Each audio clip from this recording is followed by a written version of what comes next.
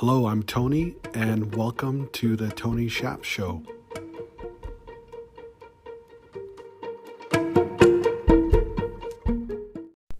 It's great to have everyone here today. Today I'd like to discuss the common question that is, can my payment processor hold payments? And the answer to that question is yes, they can hold your payments. I've actually seen it being held up to 200 or so days. And I wanted to discuss if this happens to you, here are some things that you could do. And also here's why this may have happened to you. So whenever a credit card processor is holding your funds and holding your payments, that could be several different things, but the main reasons why is transactional history. So for instance, if you've been processing $100,000 every single month over the course of an average 30 days, and you happen to do that in one single day, that's going to trigger a flag. That's irregular activity.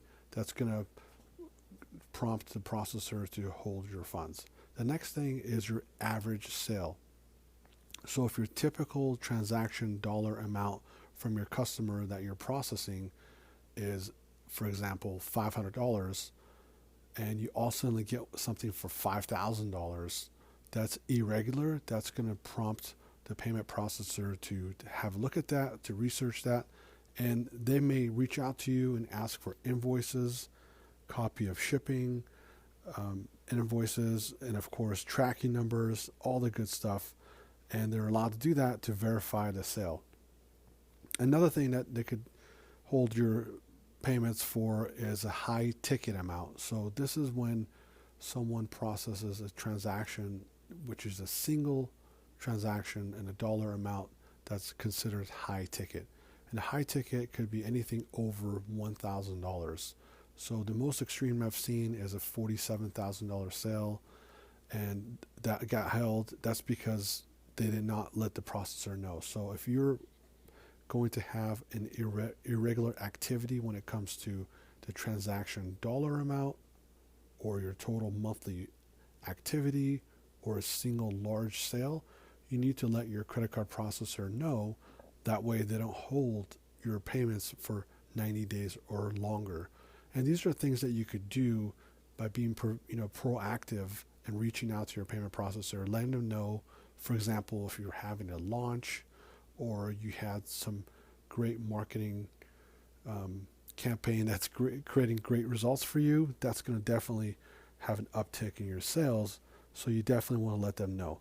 And again, this is another example I could give you is very similar to if you were to have a checking account at your bank, and let's just say you normally have $100,000 deposited in a single month.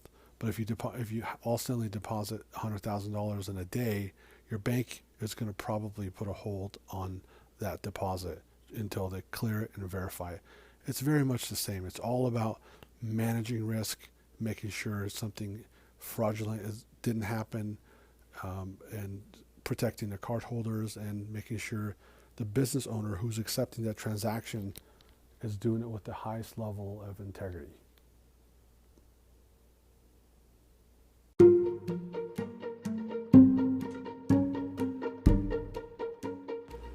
And there you go. I hope you enjoyed it, and great to have you, and thanks for listening, and don't forget to subscribe and stay tuned for the next episode. Till next time, onwards and upwards.